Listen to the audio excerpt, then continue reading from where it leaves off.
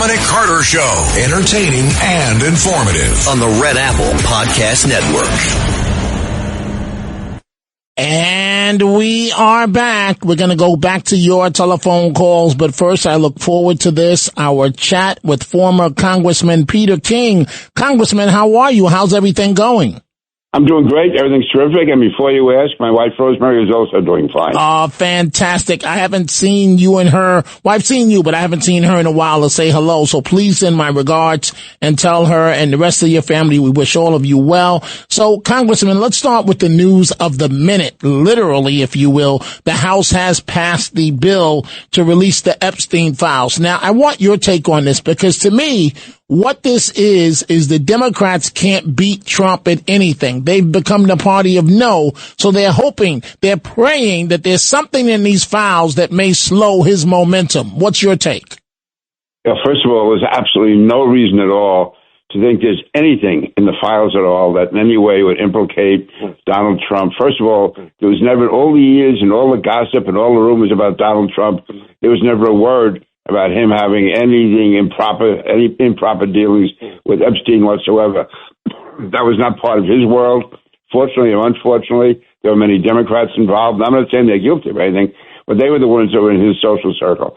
Secondly, I think, though, this is where President Trump and some of the Republicans made a mistake in building this up in the first place, saying that they were going to uncover all this corruption involving Epstein. And to me, it was more of a campaign ploy they were using, but now it's come back to bite them. I mean, if there was anything to this, the Biden administration had all of these records for 4 years, and they were going after Donald Trump on every possible issue that they could imagine.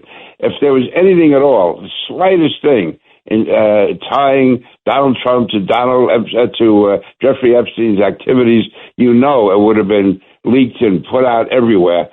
So I'm sure there's nothing there. In fact, I'm 99% certain. And I do have a concern about all these records being made public. I'm not talking about protecting the guilty. I'm talking about when investigations are conducted, they get all sorts of information, rumors, gossip, lies, all put in there. And then the prosecutors determine what's real and what's not, but everything stays in the file. So we could have all sorts of allegations in there about other people. I'm not talking about President Trump. I'm talking about if somebody had a grievance against someone, they're mad at somebody, and they say, I saw Epstein doing this, or I saw somebody doing that. So there could be a lot of really salacious, false rumors in there. And also it could be that you had people on the inside who knew Epstein cooperating with the federal government under the promise that it wouldn't all be made public. So I have no concern about anything coming out of President Trump. I'm sure there's nothing there, but it's a bad precedent to set to be releasing all sorts of records, grand jury records, investigatory records, and everything else. But again, Democrats are desperate. They're going with this. And I love the way the media is making heroes and rock stars out of people like Marjorie Taylor Greene or Tom Massey, who they wouldn't give the right time to 6 months ago. Isn't that very interesting? And you're correct. Marjorie Taylor Greene, the press would have nothing to do with her, but now they're in love with her because she's become a Trump critic. Let's switch to Mayor-elect Mamdani. What does it say, Congressman, that, it didn't hit me until about 6 a.m. this morning. His first endorsement for a local race for assembly, and he's endorsed a Palestinian young lady who blames America for 9/11. Her father was deported for being an undocumented terrorist. This is who Mamdani has openly endorsed, and he's talking of arresting Netanyahu, which clearly he does not have the power to do. I mean, do you think he'll really try and do something like that? It's easy to get stuck reaching for the same familiar fruits and vegetables, even when you know a colorful variety is key. Balance of Nature's fruits and veggie supplements don't replace fruits and vegetables, but it makes it easy to add more variety to what you already eat. With 31 ingredients that are whole fruits and vegetables, switching it up is easy because we've already taken care of the hard part. Go to balanceofnature.com and get a free fiber and spice supplement, plus 35% off your first set as a new preferred customer by using discount code POD.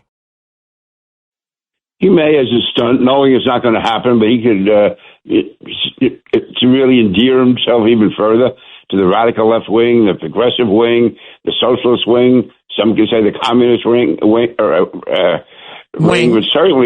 but certainly not the pro-American wing of the party. This is even of our society. This is definitely anti-American at its root. It's anti-Semitic, of course, but it's primarily, even more so than that, it's anti-American. And why people don't see that. This isn't just having a political disagreement, like, should we have tariffs or not have tariffs? Should we raise taxes on this group and not on that group? That's all part of a legitimate political debate. But to be in any way endorsing someone who has any connection or any apologies for 9/11, somehow saying that it really somehow was America's fault, that it wasn't Islamist terrorists that did it, and so in any way, and I think of all the New Yorkers who were killed, all the Americans who were killed. So to me, this shows where his true sympathies lie. He is not at all pro-American. He's anti-American, anti-Semitic, and the fact that he constantly is dwelling about Netanyahu. I mean, this is, and you think of all of the criminals from some of these Islamic groups that come over here. The fact is that, anyway, I'm really going on about this because it's so aggravating to me that a person like this has been elected mayor and people are going to be showing him some sort of respect he doesn't deserve. And I just say, what is he going to do next year at the 25th anniversary of 9/11? It's going to be very, very interesting. Would you like to be a fly on the wall, Congressman, for the meeting at the White House between President Trump and Mr. Mamdani? Yeah, they should charge admission to that if they could. I mean, put it on pay TV or closed circuit TV, whatever the term is these days, Netflix somewhere.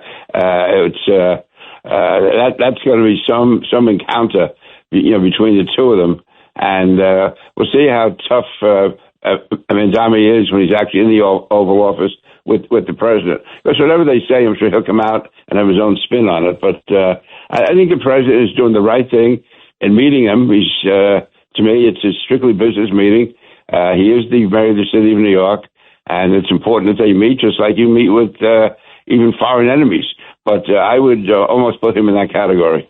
Do you think President Trump will tell him in that meeting what time it is? I would hope so.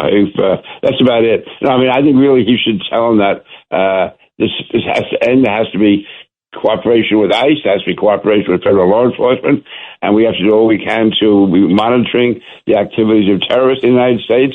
And also that if he's going to be coming up with policies that are going to end up costing the federal government money or issues, whatever, that he can't expect to continue to be getting federal aid from the federal government to New York City. This is President Trump will have to really lay down the law to him, I think, on this.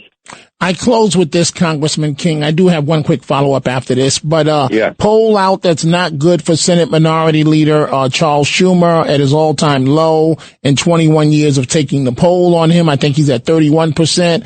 And in the race for governor, Governor Hochul has a 20-point lead over Elise Stefanik, but I feel that already Stefanik has the momentum in this race and that there's a strong possibility that Governor Hochul is going down. What does Peter King say?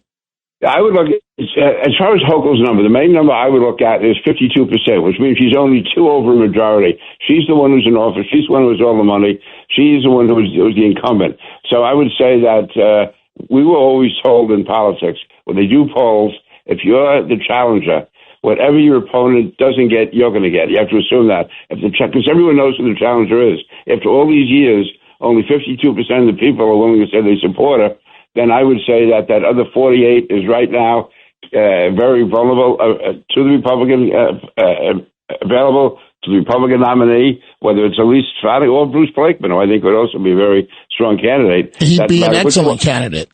Doesn't matter which one it is, this is going to be a competitive race. I mean, this is, when she ran against Lee Zeldin, she got 52%. So her numbers haven't gone up since then. Her record has gotten worse. So I think a really solid opponent can rip her record apart and bring that 52 down below 50. Finally, Congressman Peter King, what story are you watching that's not in the headlines right now? Because you give me excellent insight to what I should be looking at. I would say, well, it's sort of in the headlines, but it's not. And that's whether and that Jessica Tisch stays on as police commissioner. And what do you think is going to happen? I would say no. I mean, in some ways, she'd be an excellent commissioner. On the other hand, you would hate to see her trying to be used by Mandami. She wouldn't allow herself to be used, but it could cause even more friction within the police department. So I don't know. It's a tough spot. She's an excellent commissioner, a great commissioner, but I have absolutely no faith at all in the good intentions of Mandami. I think anyone he's going to put in positions, he wants to use them to advance his socialist, left-wing, progressive, anti-Semitic, anti-American agenda. Congressman Peter King, always a great honor to chat with you. I look forward to talking to you soon. Thank you. Great, you got it. Bye-bye. Thank you. Thanks for listening to The Dominic Carter Show. You can hear The Dominic Carter Show weekdays at 3 p.m. and Monday through Thursday at midnight and Sunday starting at 11 p.m. on 77 WABC. If you like the podcast, share it with your friends and listen anytime at WABCRadio.com and download the WABC Radio app. Hit that subscribe button on all major podcast platforms. Plus, follow WABC on social on Instagram, TikTok, Facebook, and X. See you next time for a new episode so you never have to wonder. What the heck is going on here? If you're looking to create, grow, and sustain your wealth, download and subscribe to the Pain Points of Wealth podcast at BeBullish.com with Bob, Ryan, and Chris Payne. It's your podcast for market insights, money tips, and real talk on the economy. Download and subscribe at BeBullish.com.